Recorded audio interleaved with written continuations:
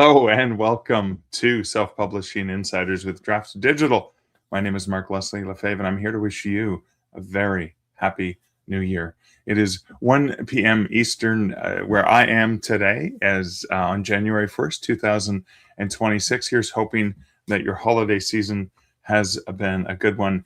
And here's hoping that your 2026 is going to be a fantastic year for you and your writing goals. Guillaume, good to see you. And hello to everyone who's watching live. And hello, of course, hello to everyone who is watching this in the future as well. So today's, this is a solo episode. I'm not going to be interviewing anyone today. Today, the title is 10 Tips for Setting Realistic 2026 Writing Goals. Is it too late to set your writing goals? Because the year has already begun. We're already, at least in my time zone, already 11 hours into the day. No, or more than 11 hours. I can't do the math. However long it's been into the day. But no, it's never too late to set goals. Now, we often will set goals at the beginning of the year, but you don't need to set your goals in January 1st or for January 1st. You can set them at any time. It's relatively arbitrary. It's the same thing for when you want to get started writing as well. You can set the goals at any particular time. Now, the title for this is 10 tips for setting realistic writing goals. But I thought, you're here on a January 1st investing in yourself, which is going to be one of those tips. You're here investing in yourself. So I thought I'd invest and I'd offer you, a dozen, 12 tips. That's right, 12 tips. And wishing everyone happy new year. And Saluka Princess as well. Hey, good to see you guys. So let's get started with the first tip. Now, of course, the other thing too is if you have thoughts or tips or ideas for things that work really, really well for setting writing goals, I'd love to hear your comments and your thoughts on those. So let's get to the first one. Let's see if I set this up properly. I have my notes in front of me, a little bullet points, and then the little pop-ups here. So the very first thing is, why is this timer thing on? I don't like the timer thing. We don't want the timer thing. We're just going to go show. Sorry. Number one, the first tip is to be aware of your actual available time. And we get excited and we set these goals and we have these plans that this year will be different. I really don't like when that timer happens automatically. I'm going to have to figure out how to change that, but that's okay. It's a new feature of StreamYard that when you pop up a banner, it stays on for 10 seconds. So, well, we'll just have to deal with that. So be aware of your actual available time. So when you're thinking about setting a word count goal or maybe a project goal, it's important to understand how you actually spend your time now, because just changing overnight is going to be impossible. So maybe track your time spent for a few weeks. Now, this last week for me, for example, was a little bit different than normal. We were traveling to see family on the other side of the country, and I stupidly forgot my laptop here at home, so I wasn't actually able to get the morning writing done that I have been doing for the past 2 months consistently, and I wasn't able to get some of that additional work that I do for Drafted Digital done because I can work from anywhere. So this last week was a weird week in terms of tracking my time, but if I go back 2 weeks, maybe that's going to be a little bit different. So I think one of the things that happens is we often overestimate how much time we're going to have to get the writing done. So be honest about things. Be honest about the commitments that you have for work, the commitments you have for your family, for your friends, for taking care of yourself, your physical and mental and emotional well-being. That's very important. And of course, the 1,000 small the slings and arrows or the 1,000 small obligations that will eat into your creative time. As well. So, and thank you. Be aware of your actual available time. I just love the fact that you're popping these up into the comments. So that's fantastic. Let me jump over to number two as well. Number two is, okay, it's important when you're setting your goals to start from where you are now, not where you wish that you were now, right? So start from where you are now, not from where you wish you were. So for example, let's use an example here. If you, on average, were a writer who is writing 200 words a day, setting a goal to write 2,000 words a day is perhaps not a realistic expectation. But if you were writing 200 words a day on average, going to 250 words or 300 words or maybe even 500 words a day is a more achievable, realistic goal. So sustainable growth as an author, sustainable growth in terms of the productivity, et cetera, this comes from incremental increases, not these dramatic. Yes, you can have dramatic increases. I certainly have days where I do write significantly more than other days, but trying to set a goal, and also when you set a goal and you don't reach that goal, that's frustrating and it encourages you to want to give up. So setting a more sustainable goal. So if I set a goal of 500 a day and I hit 700 or I hit 1,000 or I hit 2,000, that's a really, really good one. So looking at this realistically, looking at where you are right now with what you're doing, with the things that you're up to, and maybe looking at a 10 to maybe as high as 20% incremental increase, as opposed to trying to dramatically do that with, dozens of percent, etc. as well. And I'm seeing some really great comments as well from folks here.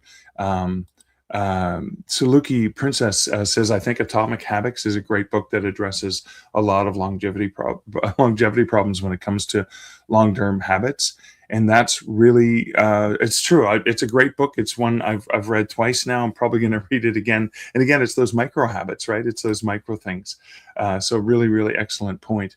Tom's Cabin says, word counts have always been kind of foreign to me. I use the amount of words that are required to tell the story, no more, no less, and I write when the muse is upon me. So again, that's an important thing that Tom is recognizing, that those goals don't mean anything to Tom. What means something to Tom is telling the story and getting that story out. So that, again, when you're thinking about your goals, think about those realistic looks as well. All right, so let me pop up. We'll go into the banner for number three. Number three is build in buffer time for the Murphy's Law events that will hit you as a writer. Okay, so Murphy's Law, as we know, or maybe you don't know, Murphy's Law is that anything that could go wrong will go wrong as well. So there are always going to be plans. You're going to make plans. I think there was an old Yiddish saying that men plan, God laughs. That kind of thing. It's the same sort of thing. You can make all the plans in the world. I had plans, for example, when I was in Victoria, British Columbia. I just got back in. Actually, we got in about 10 minutes before midnight because a flight was canceled. So I forgot my laptop at home. I brought a whole bunch of things that I wanted to get done while I was on vacation. I couldn't do them because I can't write on my phone. I can't do. There's a lot of tasks. I'm an old guy, and maybe I'm just used to my old ways of using the laptop. That messed up, and then even getting home, we got home a day later, so I lost all kinds of plans. I didn't buffer. I didn't plan for those buffers. So thinking about this is other things that happen is, obviously family emergencies can happen, unexpected work demands, right? Somebody else at work has an illness or has a sickness, and suddenly you have to take on a task that you weren't expecting to do. Your own illness, this time of year, of course, catching some sort of cold or flu. A good friend of mine, the weeks and weeks where they just couldn't even barely get out of bed and their cough would not return. So there was a lot of plans they had to change as well. Those weird things are not exceptions to the rule. They are the rule. It's going to happen to you. You're going to make plans and they're going to change. So build some slack into your timeline, assuming that some things are going to go wrong. If you think you can get this thing done in 7 days, give yourself 10 days. If you think you can get this done in a month, give yourself a month and a half or 2 months as well. Again, if you happen to finish it earlier, then all the better. That either gives you more time to relax and do some other activities, or it allows you to set another goal or some other task in that time period as well. So again, when you think it's going to take some time, it's probably going to take some longer. So building in some slack is very, very aware. If you plan for the unforeseen, you can act as if you saw it coming. Thank you for that, Alyssa. I really love that one as well. And then with setting daily word count goal is not something that works for me, says Tania. I focus on making a window of time to write. It's not every day. And again, that's really important. I love that. Thank you for sharing. Tom's Cabin Books asks a question: why does it seem that artistic folks are so challenged when it comes to organizing and goal setting? You know what, Tom, that's probably the topic for an entire episode. Maybe we get someone in here to address that. But I mean, think about this. You mentioned this earlier yourself, Tom. The muse. We're struck by the muse, and sometimes the muse dances in and out of this room. Doesn't matter how I try to organize things. The muse is a fickle mistress for me sometimes as well. And yes, Tania says buffers are my friend. What other friends can we have in terms of setting realistic goals? Let me set up this next one here, which is number 4: distinguish between input goals and output goals. And this is a really important thing when you think about that. So what's an input goal? So an input goal, well, I'll start with an output goal, actually. So my goal this year in 2026 is to finish my novel. So that's an output goal, right? It's dependent on so many things. Finishing my novel is like all of these things. It's not just one thing. But an input goal, instead of finish my novel, an input goal would be, I'm going to write for half an hour every morning before I get ready for work. Or I'm going to take half an hour out of my hour-long lunch and I'm going to write. That's an input goal. The input goal is, here's what I'm going to do, and it's relatively specific. It's a chunk of time. It's a specific chunk of time. May not be a word count. Could be a word count for you, but as we've heard from a couple folks today, it can just be, I just want to get some writing done.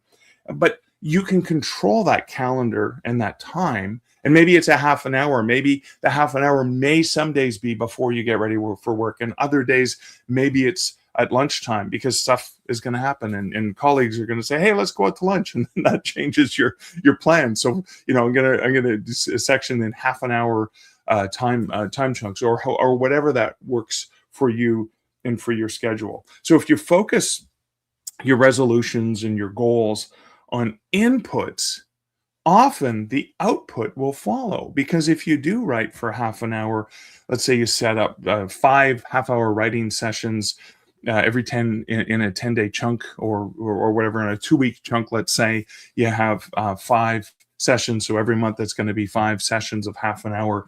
You're going to get closer to finishing your novel. That output is going to be dependent upon the input that you put into your calendar as well.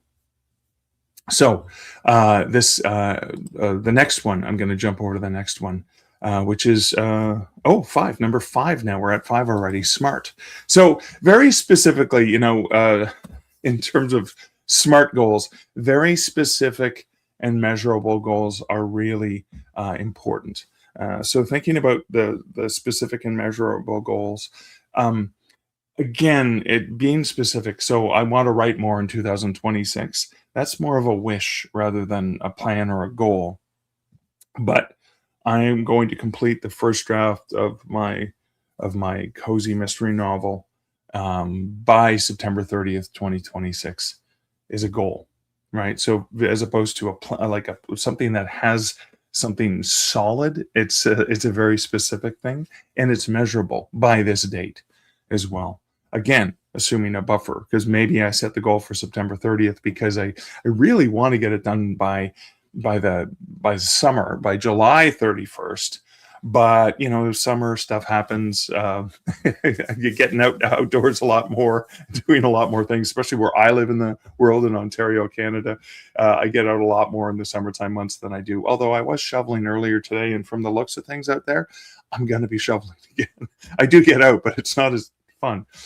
Anyway, so that's another thing to think about is the specific and measurable goals, because I can't measure my intentions. I can't measure my intention to write a novel. I can measure the target of how much I got done. And again, even if I don't achieve it, how much of that did I achieve? Did I get half of it done?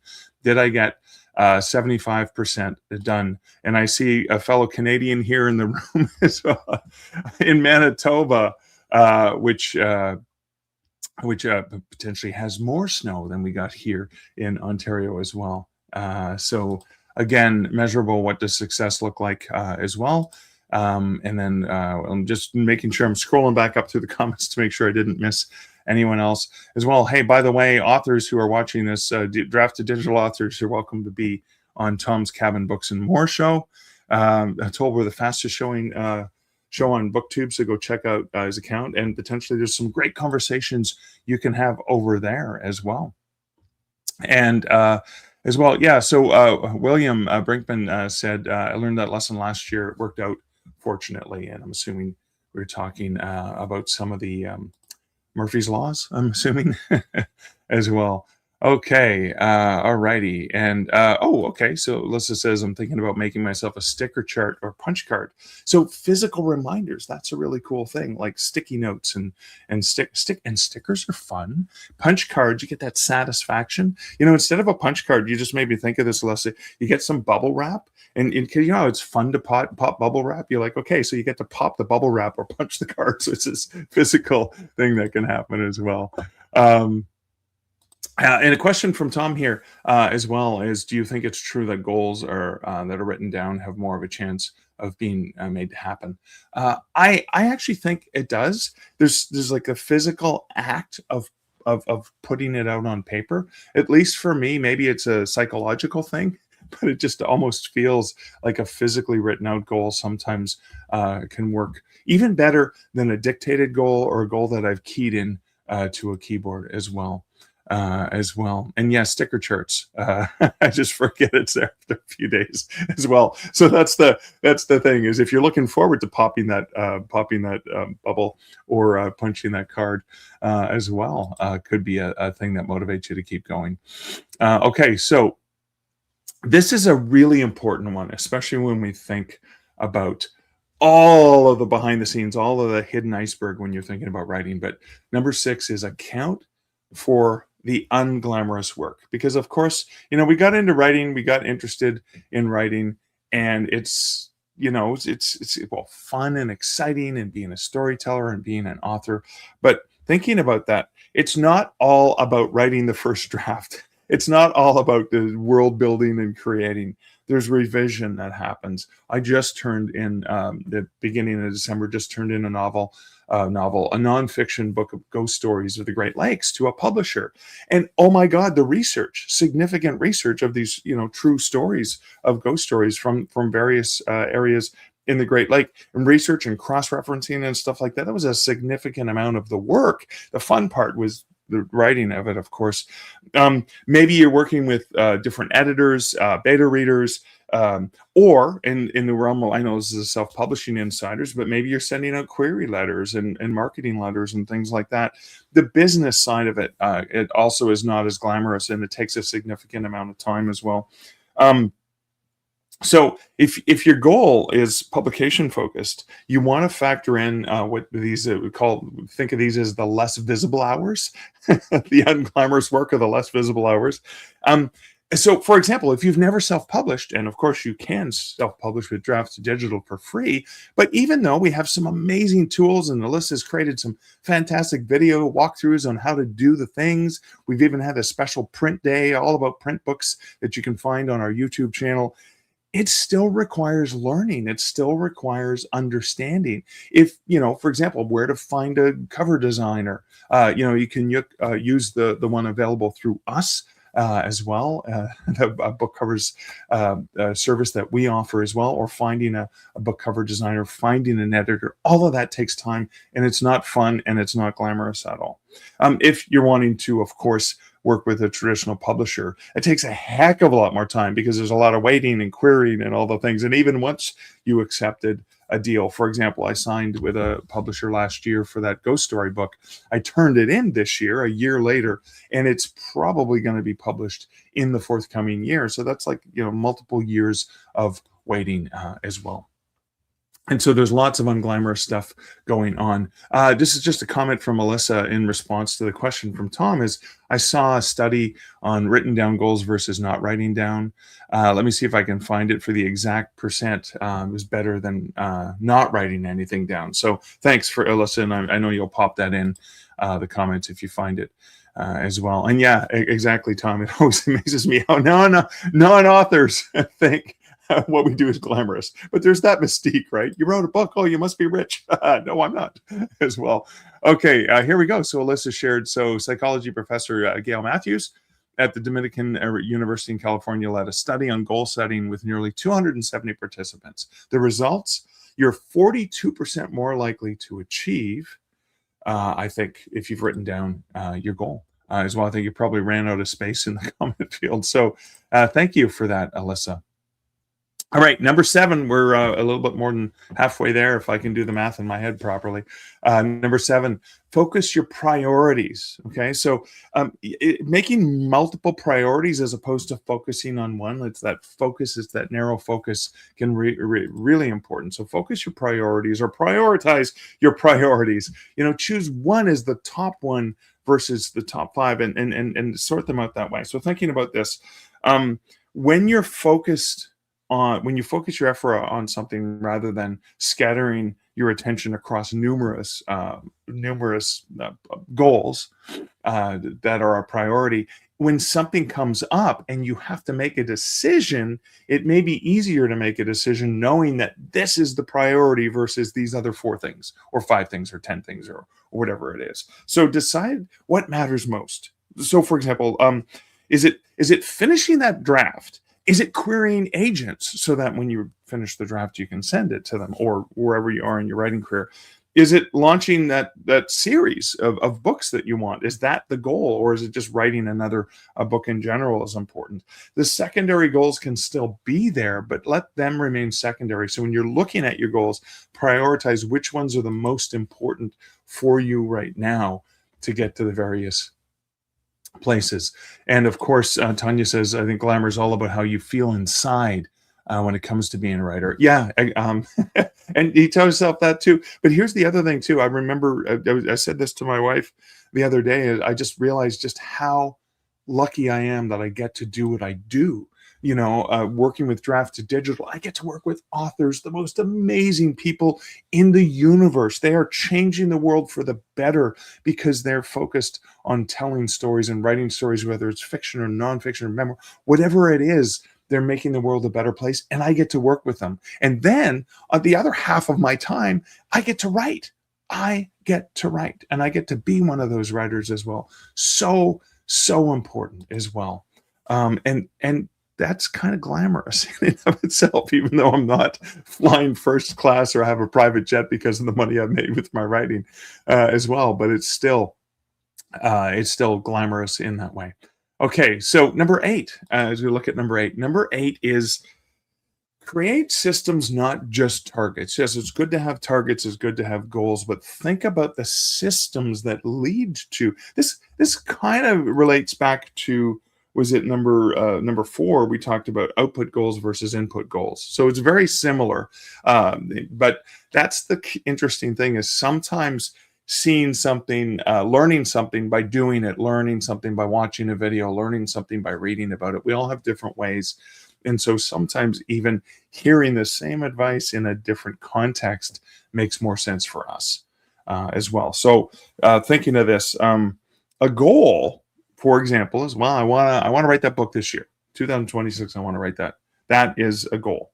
A system is every Tuesday and every Thursday evening, after dinner between 7 and 9 o'clock, when family time for doing jigsaw puzzles or just playing a card game or watching our favorite shows together. Every Thursday and Tuesday from 7 to 9. I'm going to write at the library. I'm going to go to the library. I'm going to set up. I'm going to write. It gives me a very specific time, very specific thing. So setting up a system to get that book done is not just the goal of the book, but is, again, and it comes back to very specific, right? I'm going to do this on these times. And here's the cool thing. So, okay, so if every Tuesday and Thursday I normally do this, but stuff comes up, commitments, kids plays on a Thursday, or soccer game or whatever it is, or dance recital or whatever it is, that's going to come into play.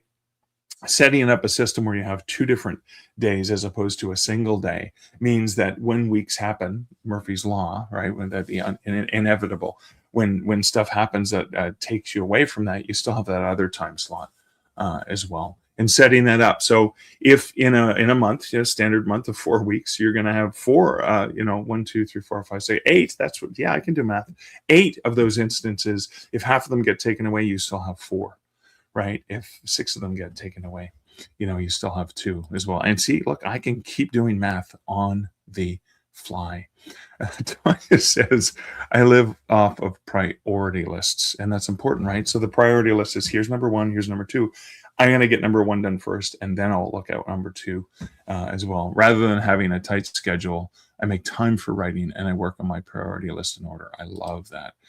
And Tom says, one of the things that Dale Roberts taught me 5 years ago was a little bit of something is better than a whole lot of nothing. And yeah, Dale, good friend of Draft to Digital and of this show as well. We saw some spotlights, including Dale last week and last week's episode as well. But I like that. A little bit of something is better than a whole lot of nothing. And Saluki Princess says, 100% agree, Tom. I'm terrible at staying consistent, but I'd rather do something sloppily and imperfectly than avoid the work entirely. And that reminds me of that old mantra that perfect is the enemy of done, right? So even just, and again, that's so important for that first draft. Just getting that first draft out is more important than making sure that you have a perfect first draft, because who has a perfect first draft? And yeah, one bite at a time. That's how we eat a large meal. one bite at a time. Make sure you chew properly so you don't choke as well. All right. So where were we? We're on number 8, I think. I'm going to move over to 9. This is an important one, especially when we think about this at the beginning of the year. Is number 9 is plan for motivation dip, right? Motivation dip. What's motivation dip? So, let's think about this. So we're excited. New year, new me, all kinds of goals and plans. And yes, January 1st, I'm going to start doing this thing. That January enthusiasm fades. By March, for example, when you think about New Year's resolutions, by March, most resolutions, you've slipped out of them, you've forgotten, other things have gotten in the way, and they're gone. Similarly, that excitement of starting a new story or starting a new novel is so thrilling. It's like, yeah, I can't wait to sink my teeth into this. But then that mid-novel slump, right? That sets in. Those unresolved plot items that you're like, I'll worry about that later. I'm just going to get this out. They may come back to haunt you and frustrate you. Or how it's going to end and how it began, but you're like, oh my God, this messy, heavy middle as well. That happens. We know that. If you've written before, you probably know that. You've experienced it. If you've finished books before, you probably had some sort of motivation dip somewhere during the process. So think about what you can do to build accountability structures for that. For some people, it's a weekly mastermind. I'm in a virtual mastermind as well, where I can talk to other writers and for an hour, and we chat, and they help me through some issues I'm having. And I was like, I'm having trouble with this, and just even talking through it can help make that a little bit lighter. So local writing groups as well, even just a check-in partner as well. I know with one of my books, it was because of my procrastination, I was actually handing my editor the book chapter by chapter as I was finishing it, because of my slowness in getting that original manuscript done, and also their timeline as well. But public commitments, it's one of the reasons why something like NaNoWriMo was really cool for me, was the public commitment, saying here's my my thing, and there's a whole bunch of other people committing to that same sort of thing too. Sometimes a public commitment was doing writing sprints with a friend, where we were on a Zoom chat and we're like, hey, chat for a few minutes, and they go, okay, 20 minutes, we're just going to write. And that's sort of a public commitment within a smaller group as well. Those are the kinds of things that can help you with the motivation dip, because especially with other writers, interacting with and saying, yeah, me too, I'm having that same struggle. And we can say, here's what I did. Just that creativity process can be so important as well. I'm just double checking the comments here to make sure I haven't missed anything.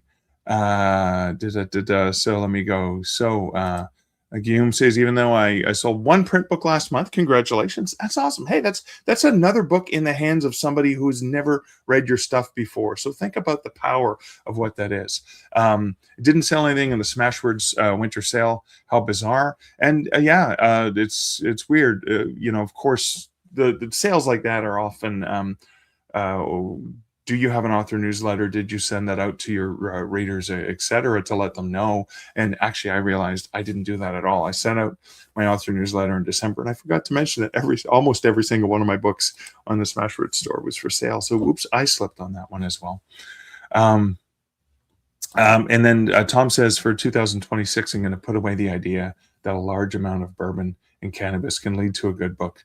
Why would you put that away? I like that idea. Sorry. Anyways, that's a fun one. I like that. So, and yes, and Sluka Princess, The Dip by Seth Godin gets into the problem. Oh my God, I forgot all about that. I don't know why. Maybe because I've read so many of Seth's books and I love his stuff. But yeah, thank you for that recommendation as well. And I think Alyssa says, I really enjoy grabbing those kinds of books from my library as well. Speaking of libraries, make friends with your library. You see some recommendations for books. If you as a local author haven't gone into your local library and connected with them in a way, you can say, hey, I'm a local writer, and I was just watching the Drafted Digital Self-Publishing Insiders, and one of the other awesome authors recommended The Dip by Seth Godin. Do you have it? See, you've introduced yourself to the librarian and asked for a book to see if they have it in stock, as opposed to coming in saying, hey, I'm an author, I want you to carry my books, right? You're creating a relationship right there. So little tip there as well. Saluka Press says, my author mastermind is the absolute best. I love sprints and do so much better when I'm posting them on Ream for subscribers. So again, you've got the audience that's there, which is really cool. Love that idea. And then Guillaume says, some of my ideas for fiction came in dreams and in meditation, so that could be a goal. Setting some time, for 15 minutes of meditation can help with the ideas that spark your stories as well. And yes, Alyssa, another D2D SPI about you and your libraries can help each other. And I think we included a clip from that awesome episode in last week's as well. All right. Okay. So, and I agree that episode on libraries was absolutely fantastic as well. Okay, so let me get to the next tip. The next tip here, where was I? Motivation dip. So this would normally be the last one, but we got some bonus ones. But number 10 is align your goals with the current season of your life and of your lifestyle. And that's a really important thing. It's almost like where you are now as opposed to where you want to be. We talked a little bit about that, but think about this a little bit differently. So, my wife and I, we just went to visit the adult kids on the West Coast and our granddaughter. And of course, we remember what it was like with little people and all of the time commitment that we had to doing things with a little person around. As opposed to now, we have adult children, so we don't have a lot of our day focused on the feeding and caring for these small children anymore. So that's a significant thing. So when you're setting your goals, recognize where you are in your life and what your commitments are. So a parent with a young child is going to be busy. I remember Katie Cross. I remember interviewing Katie Cross. I think it was when I was doing the Cobra Writing Life podcast about 10 years ago or so. I remember her with small children saying one of the things she did with the mothers in her neighborhood is they all had small children, is there were 4 or 5 of them, and they each took a day where someone had the kids. as well, so that they could have a day to get the things done. And that's when she got some of her earliest novels done as well. But parent with young children, maybe you're caring for a partner, maybe you're caring for aging parents, maybe you're caring for an adult child who needs more care as well. Maybe you have multiple jobs. I remember early on in my writing career, I didn't have a single full-time job. I had 3 part-time jobs because I wanted to be able to write as much as I could in my spare time. It's important, just like you remember, going from 200 words to 2,000 words, is recognizing where you are and honoring where you are. Um, you know, Writing getting a short story written during a really challenging time with a whole bunch of things going on is a gigantic achievement. It's not, oh, I didn't get a book done. It's, I got a story done despite all these things going on as well. So make sure you align your goals with the season of where you are in your life and what's going on as well. So that's a really important one. Tanya says, I'm feeling very seasoned right now as well. Yeah, I mean, think about the commitments and the exhaustion and all the things and the travel or all the things that you lead up to the year and the holiday season and all of those things as well. As Stephen, who's also probably going to be shoveling today since we live in the same region here, live stream on New Year's Day. Well, yeah, and I am the resident holiday takeover as well. It's a lot of fun as well. So, all right.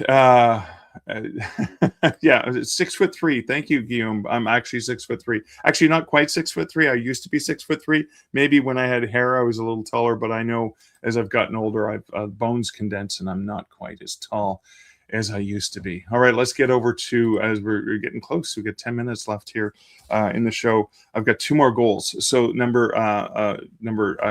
10. So this is the bonus goal, the first bonus goal is 11. Include learning and craft development. This is an important thing that we sometimes forget when we're setting the goals. Not every goal as a writer is to get the story done, to get the book done, to get that whatever done. Maybe the goal is something that, well, for me is fun, is I'm going to read 12 books in my genre. Or I'm in a genre I want to learn more about because I'm interested in writing in that genre. I'm going to take this course, online course I saw on dialogue. I'm going to go to this writers conference so I can network with people in person and benefit from some of that interacting that I can get, by investing in that. Or I'm going to study story structure, or I'm going to listen to a new podcast. Jeff Elkins, the Dialogue Doctor, going back to the dialogue, is a great way to learn more about getting better at dialogue as well. So those are the kinds of investments that can add up and compound over time. All these little choices that make you a little bit better in this particular area of your writing, they're so important, and they can help you in the long run. But also investing in learning about the business of writing and publishing, learning about, hey, I want to learn about how to pitch to an agent, or how to send some short stories off to see if I can get them published anywhere. Or even what you're doing here today. I can see how many people are watching this live right now. So here we are, early afternoon in Eastern time zone, at least, on New Year's Day. And yet you are committed to community, because I love the interaction that people are having in the comments as well. It does really feel like there's a family of regular people watching this every Thursday. But you're also committing to yourself. You're committing to your passion and enthusiasm as a writer. And that's a really important thing. And that's an important thing for you. So even when you're looking at what are those things that you've done to better yourself as a writer, to better yourself, to learn about the business of writing and publishing or self-publishing, to learn about different areas of craft, that's a really important thing. So when you're thinking about that, think about the goals that you're going to set that are going to be an investment that you're making into yourself and bettering yourself as a writer, or bettering yourself, the craft of writing, the business of writing as well. So important as well. And then Sluka Princess, sorry, my apologies, says learning and craft development are so dangerous for me.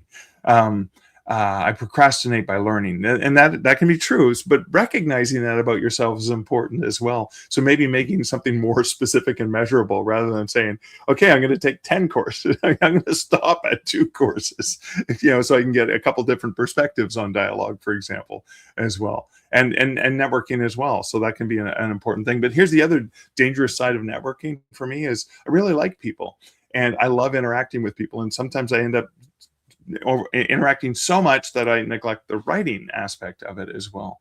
Yeah, and actually, this is really important. Peter says, thanks to Lissa is also working today. She's pointing out that I'm working, but she's working and does so many amazing things behind the scenes. Oh, and she's just here having fun. Oops. You did that the other day too, I noticed. It's like she was like, "Oh yeah, I did this thing, but I'm not working. I'm off this week as well." So this is the thing. This is something I have to tell you. The people I work with at Draft to Digital are the most amazing people. I am so lucky and honored that I get to work with folks like Alyssa and Jim and Megan and Dan and Nick. I'm trying to think of the people who you've seen on this Self-Publishing Insiders, Tara. But there's so many other people behind the scenes, such phenomenal people that we're so lucky we get to work with it. It sometimes doesn't even feel like work as well. And yeah, Tom, invest in ourselves and in our skill set. That is such an important thing. And Alyssa's also one of those people who can trap herself with more learning because there's always something more to learn. I mean, I go back and I think about, I have been writing for more than 40 years now. I got my first rejection when I was 15 years old. And I've been working in the book industry since 1992. And I'm constantly learning. I've never stopped learning stuff about the craft of writing. And I've never stopped learning about the business of writing as well. And yeah, Peter says sometimes researching is so much fun. I forget I'm supposed to be writing. I always run into that when I'm doing a true ghost story book as well, because there's more stories that I research than I can write about because they don't meet the parameters of the theme. But I still, found myself, I just spent an hour reading more about this other thing that I know I'm not going to use in the book because it's kind of fun as well. All right, so let's get to that last tip, the bonus tip, number 12. Which is build in regular review or check-in points. So you can think of them as milestones. I like to think of them as those feedback points. So you're actually checking, it's a feedback. You're checking check-in points, review points, just to see. This is where you can measure what's going on as well. So, for example, maybe it's a quarterly check-in, maybe it's a monthly check-in, maybe it's a weekly check-in, whatever works for you. And again, is it going to be small chunks? Is it going to be larger chunks? What's going to work for you in your schedule and your timeline? And here's one of the reasons why it's so important. Think about this when you're think about a map, and you have a plan, and you're here at point A, and you want to get to point B, and you're traveling, and if you don't stop to check to make sure you're on the right route and you're actually getting closer to B, maybe you're getting farther from B, that's where you can make an adjustment, right? So just because I've made a plan for the beginning of the year does not mean it's not going to be flexible. Stuff's going to happen, things are going to get in the way, and maybe other things took me off track. What can I do at this point in time, a month in, 2 months in, a week in, whatever, 10 miles in? What can I do to adjust my course and say, and maybe I don't want to go to B anymore. Maybe I want to change the plan. My wife and I, for example, were in Victoria wanting to fly back, flight from Victoria to Vancouver, and then Vancouver back home. There were some issues with the Vancouver flight, and it was going to be delayed and stuff. I was like, no problem, whatever. But then finally, half an hour before we were about to board a couple nights ago, our flight to Vancouver got canceled. Not the one from Vancouver to Toronto, but that got canceled. We basically had to regroup and figure out, okay. Oh, and by the way, the next day, the flight back was not till 6 p.m. And so suddenly we're in Victoria at the airport, close to midnight or whatever, trying to figure out what our game plan is. And that's when we realized, okay, what are our other options? Okay, we thought we would be flying back to Toronto from this location. We ended up taking a ferry in the morning. It's okay. A bus near the airport or a hotel near the airport. Fortunately, we could afford to spend another night in a hotel. We get the free shuttle to the ferry, get the ferry across to Vancouver, the bus, the train.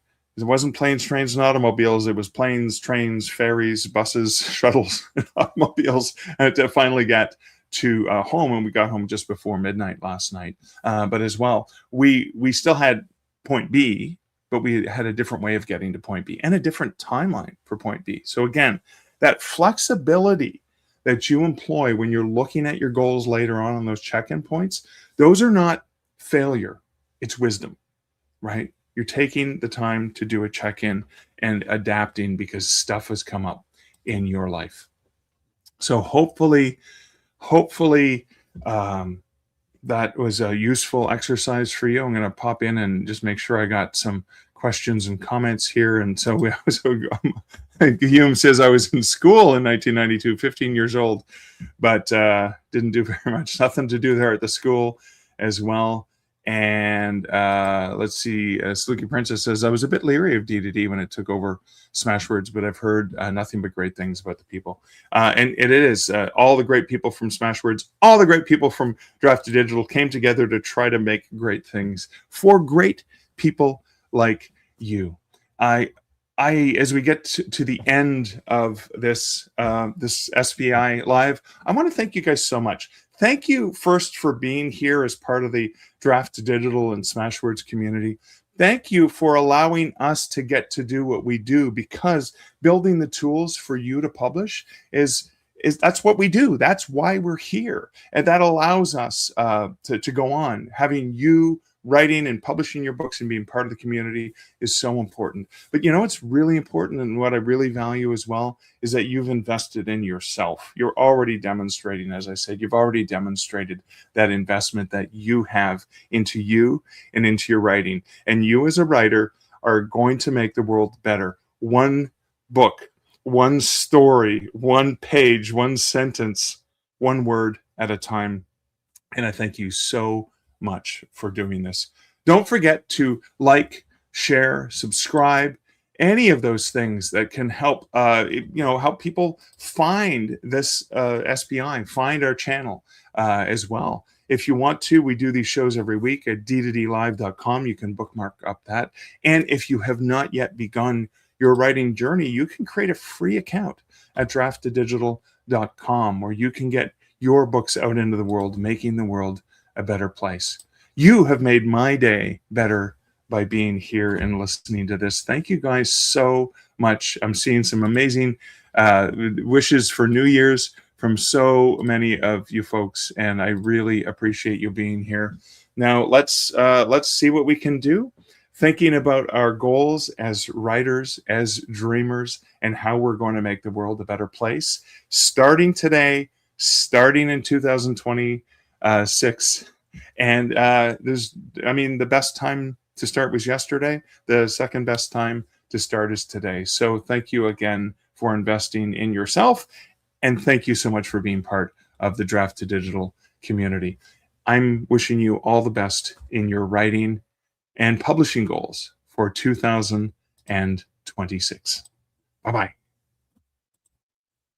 Ebooks are great, but there's just something about having your words in print. Something you can hold in your hands, put on a shelf, sign for a reader. That's why we created D2D Print, a print-on-demand service that was built for you. We have free, beautiful templates to give your book a pro look, and we can even convert your ebook cover into a full wraparound cover for print. So many options for you and your books. And you can get started right now at drafttodigital.com.